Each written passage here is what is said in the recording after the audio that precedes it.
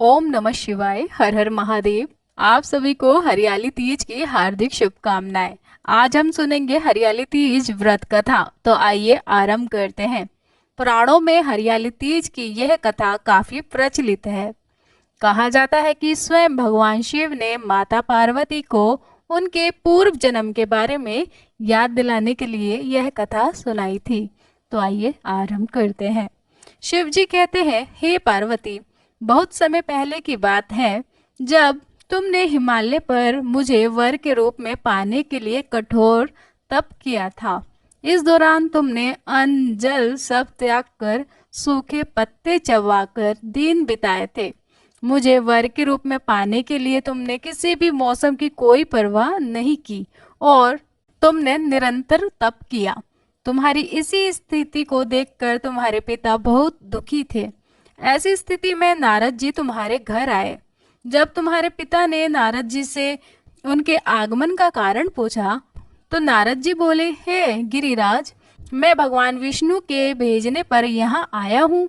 आपकी कन्या की घोर तपस्या से प्रसन्न होकर वह उनसे विवाह करना चाहते हैं। इस बारे में आपकी क्या राय है, यह जानना चाहता हूँ।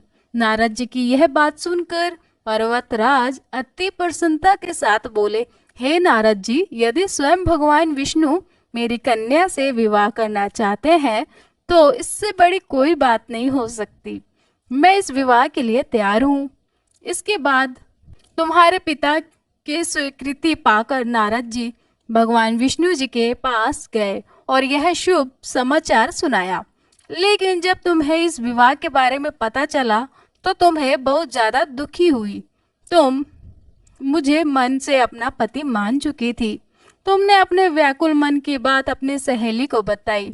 तुम्हारी सहेली से सुझाव दिया कि वह तुम्हें एक घनघोर जंगल में ले जाकर छुपा देगी और वहां रहकर तुम शिवजी को प्राप्त करने की साधना करना। इसके बाद तुम्हारे पिता तुम्हें घर में ना पाकर बड़े चिंतित और दुखी हुए। वह सोचने लगे कि यदि विष्णु जी बारात लेकर आ गए और तुम घर पर ना मिली तो क्या होगा।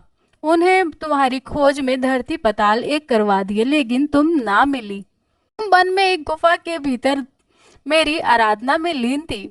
भद्रपद तृतीया शुक्ल को तुमने रेत से एक शिवलिंग का निर्माण कर मेरी आराधना की, जिससे प्रसन्न होकर मैंने तुम्हारी मनोकामना पूर्ण की।